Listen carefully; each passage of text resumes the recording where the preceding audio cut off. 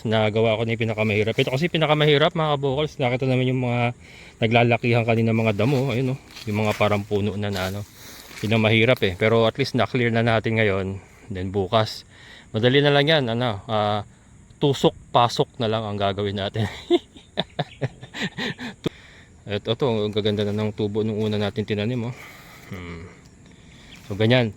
Ganyan spacing ang gagawin natin. Ganyan. So ito, ano na natin yan, susundan na natin bukas yan. Pag ganun tayo, pag ganun, ayusin na. So ang magiging itsura po nitong kabuuan na to, ganyan. Ganitong spacing ang mangyari niya. Magtanim ay di biro, maghapong nakakalbo.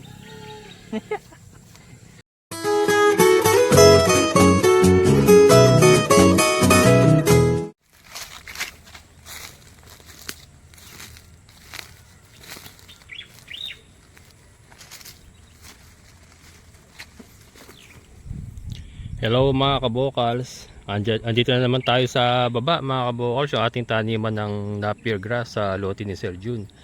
So ito, update ko lang muna kayo bago tayo mag-umpisa. Hapon na naman. Nagano kasi ako, nag-ferment pa ako kanina ng Napier grass. So hanggang dito na po ina-harvest natin, hanggang dyan na. So ito, titirahin na natin ng grass cutter muna ngayon. Titira muna natin to kasi para makapagtanim na tayo, kasi natutuyo yung baka matuyo na yung ating pananim. Ilang araw na ba to, pang 5 na yata ngayon. So linisin ko muna to pak dito para makapagtanim ako bukas na umaga. Yan, hapon na kasi, alanganin na, baka hindi ko na kayanin magtanim, pero importante malinisan muna natin ngayon. So yan ang gagawin natin. Pero ito, ang dami pa nating Napier grass. Dami pa nating aanihin mga kabokals. Yan. Tirahin ko muna ito, mabilisan. Ito, ano na yan madali na yan kasi na-harvest na natin.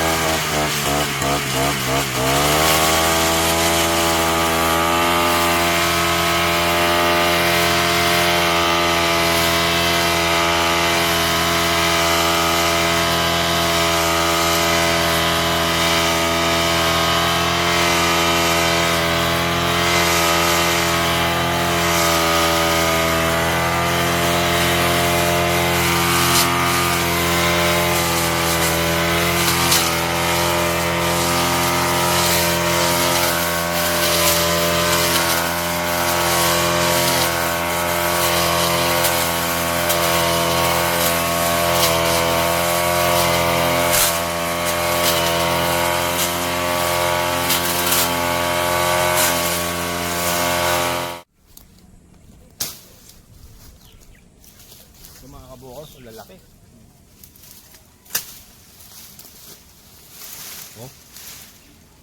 Hirap yung ating grass cutter.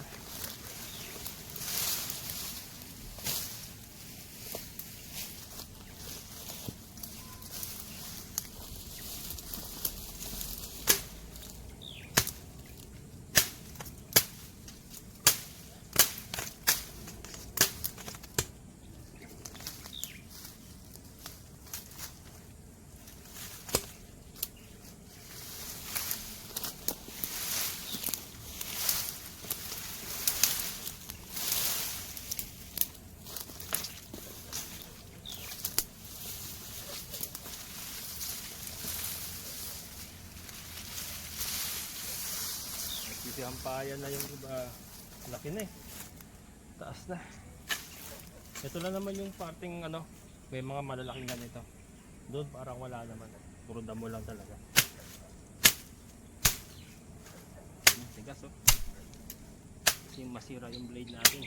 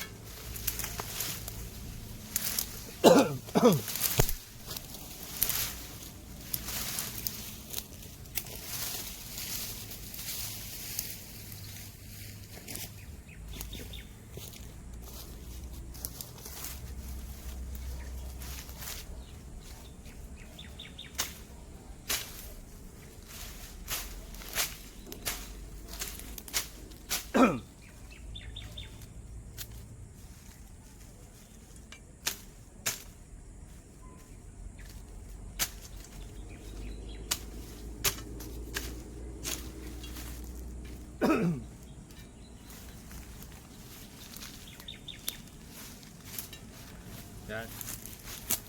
Wala na mga kabukals. Tapon natin sa kabila.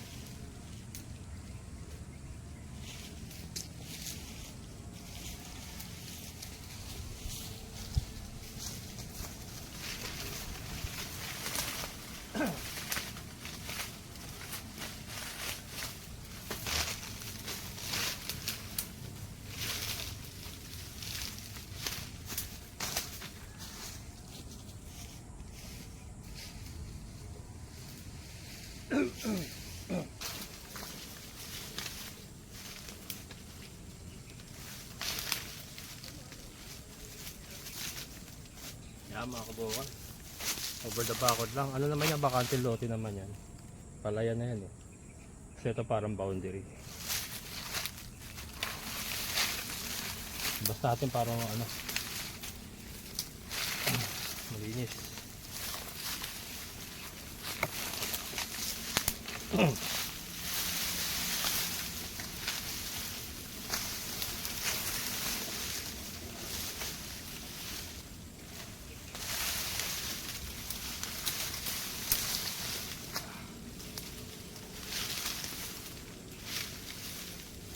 Bubulok naman ito mga kabukals. Tutulog yan sa kamuti.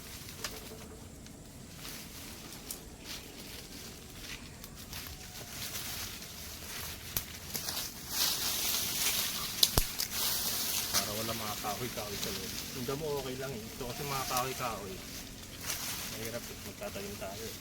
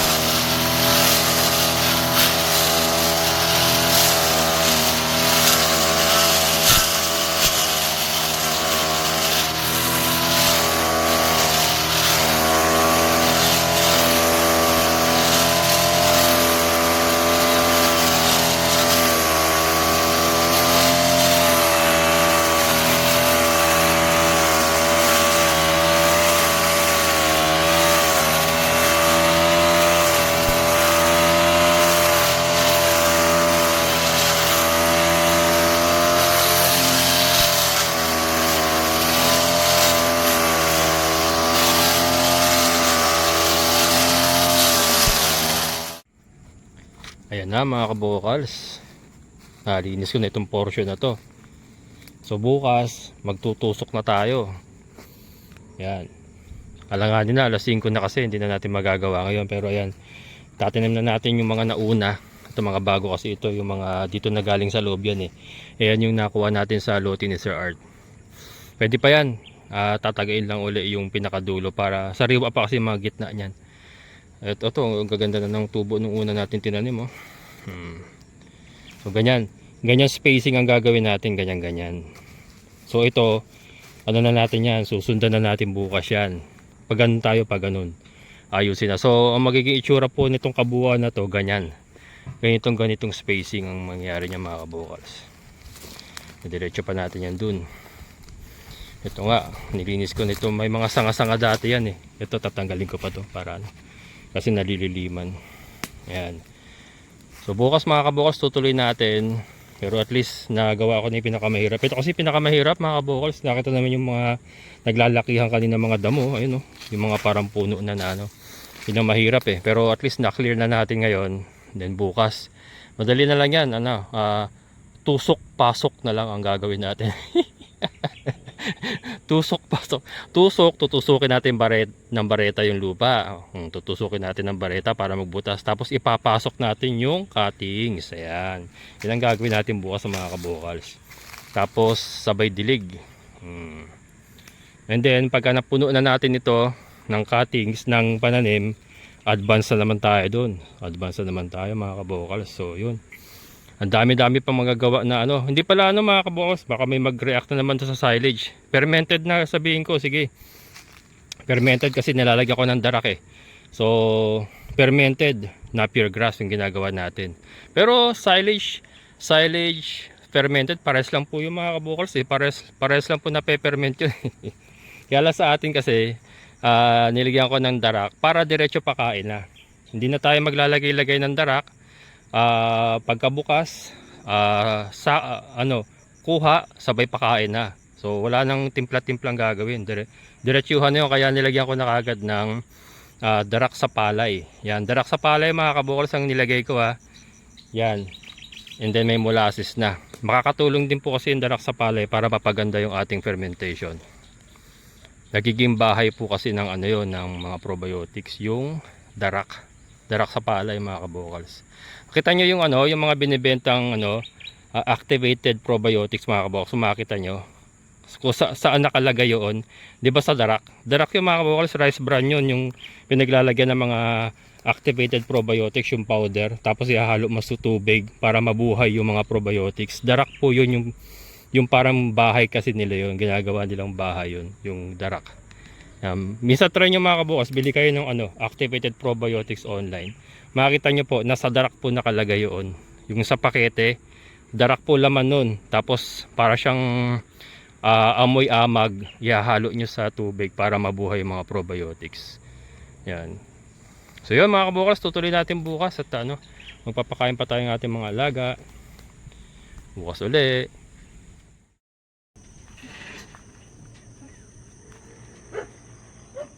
Good morning mga kabukals. May bunga ni ating ano, mulberry. Naghahanap ako ng hinog. Ayun, isa. Yan, pababa ako mga kabukals. Magtatanim tayo ng Napier grass at hindi nga natin natapos kahapon. Yun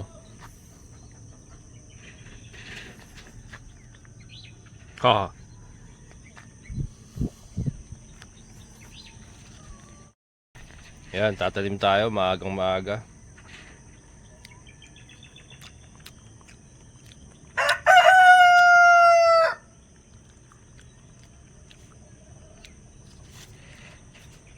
Meron pa sa taas.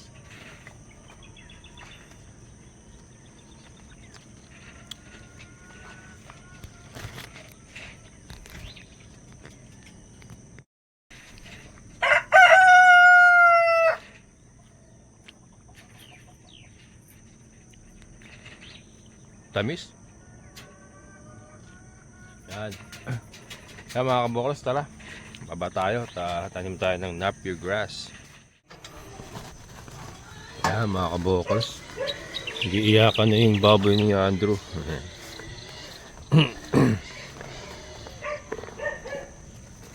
So ito nga yung greenhouse cutter natin kahapon, malinis na. Kaya ngayon, yeah, magbabaon tusok na tayo mga kabokos. Nito mga cuttings natin, no. Sariwa pa yung bandang gitnaan na yan. Ito medyo natutuyo na kasi 5 araw na. Pero pag pinutol natin dito yan, pag pinutol natin dito yan, mga sariwa pa yan. kaya yan yung pilitin ko may tanim ngayon. Itutuloy ko lang itong mga nahilera natin ngayon para ganyan na itsura lahat. Yan, medyo makulimlim, hindi ko lang alam kung uulan. Pero mas maganda kung umulan para sabay dilig na rin. Yan, tanim tayo mga kabokals.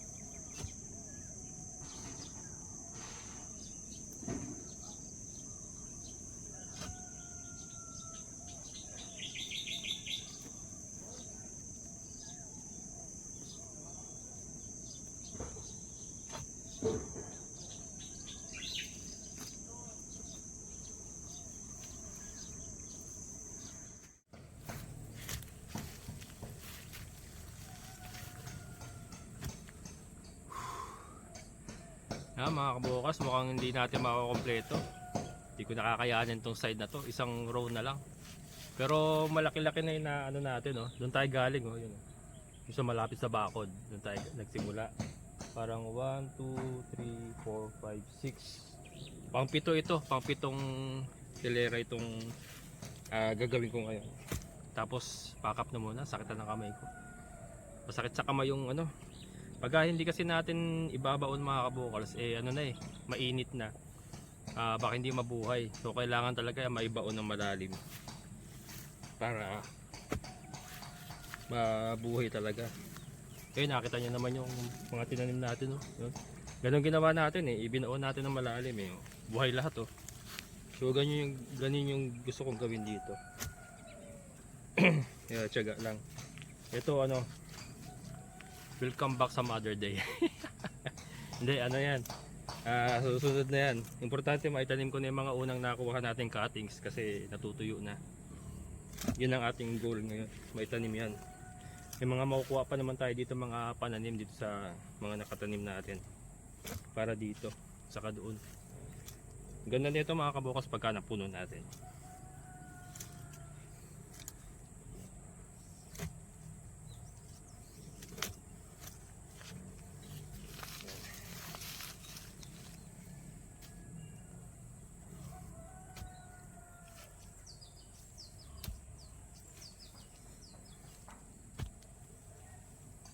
Uuwi dapat ako ngayon sa San Jose.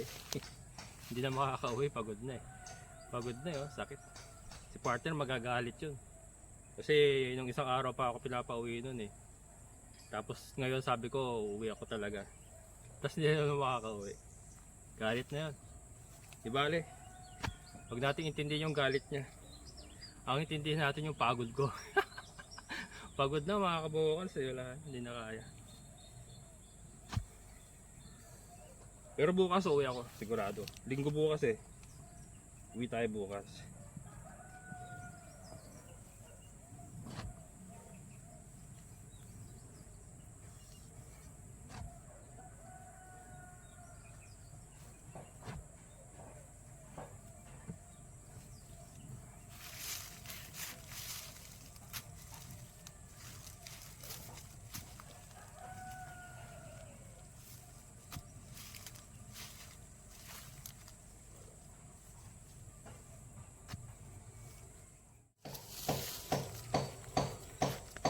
na mga kabokal, magtatanim na tayo. Yan.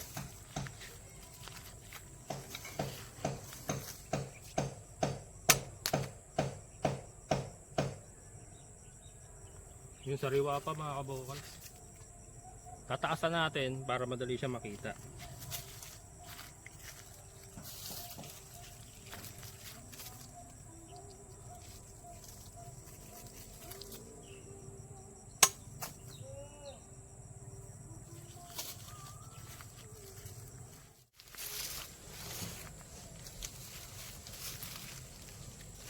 Yan mga kabokal, tutusok na tayo. So sadya akong hinabaan mga kabokal. Tapos pagka nabuhay na siya, tapos sinarvest natin, doon na lang natin sasagarin sa lupa. Pero ngayon, para mas mahaba yung baon, saka mas mataas yung yung tangkay niya, madali siya makita. Pupunuin na natin kung ilan na magkasya sa isang butas. Sasagad na natin. Ayan o.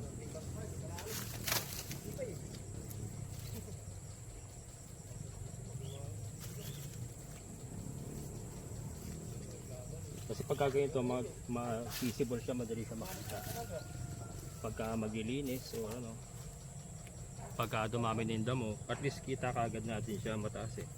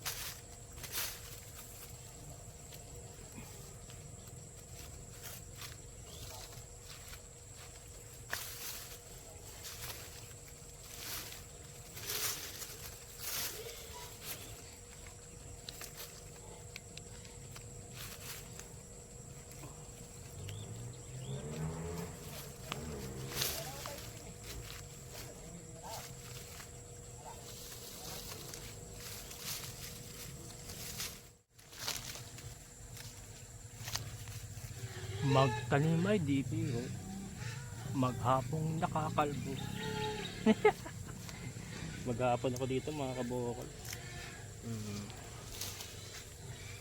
Magtanim ay di biro, maghapong nakakalbo.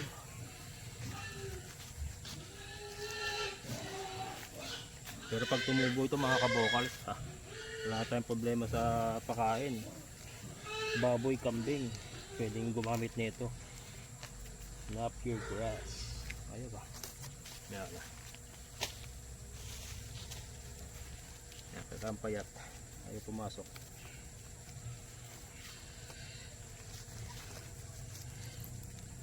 Balik.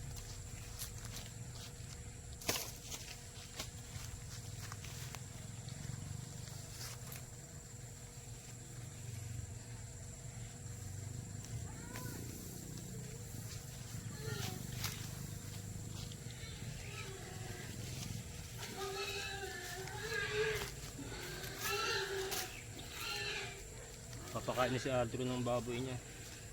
Baka mamaya pa. Tapusin ko muna ito.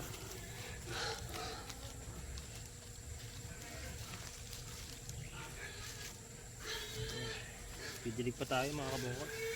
Kailangan ito madilig eh. Pwedeng iwanan natin ng hindi nadidilig.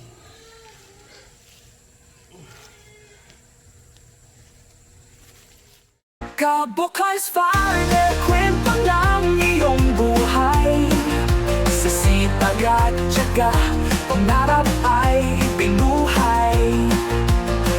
Kahit anong ulos, ika'y nagpatuloy. Farm mo ngayon, tagumpay na tunay na dumaloy.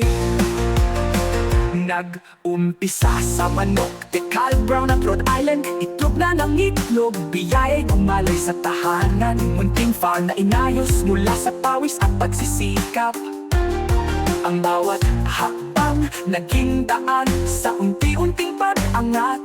May kambing sa sulok, Si Dagul ang bida sa bawat vlog niya'y hatid saya inspirasyon ang nagla sa San Rafael na yun farm na puno ng kulay kahit maliit. Ito'y tahanan ng pangarap na tunay. Kabocals Farmer, kwento ng iyong buhay. Sa sipag at tiyaga, pangarap ay pinuhay. Kahit anong ulos, ika'y nagpatuloy. Farm mo ngayon, tagumpay, tunay na dumaloy.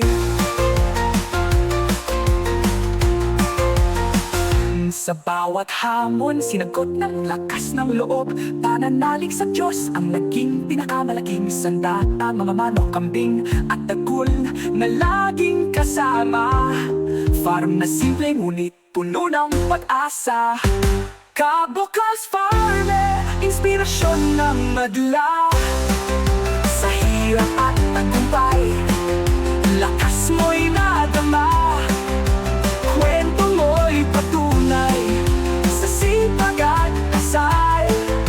Pangarap ay makakamtan, tagumpay ay magtatagal.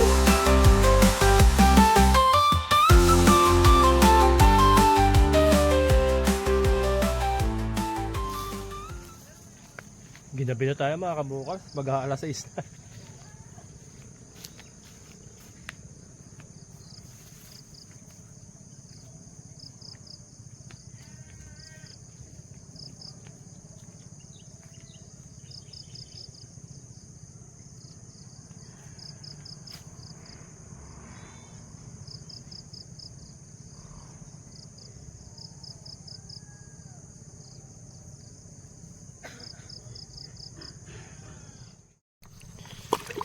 Ginabi na tayo mga kabukals.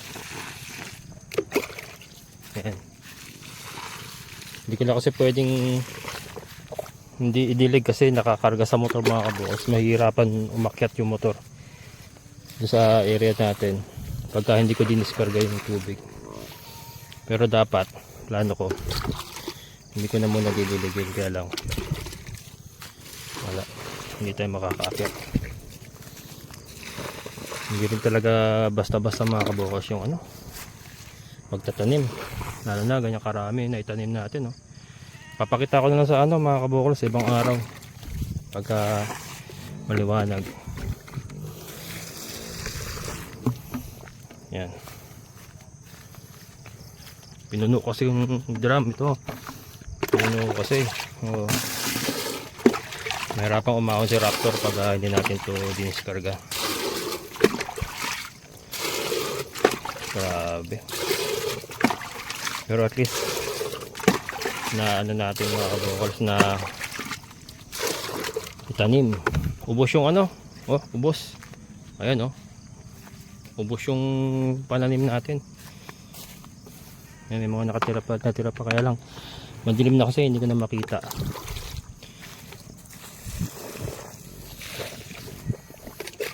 Hindi ko pa nga natabunan yan mga kabukals. So, na lang, follow na lang yung tabon.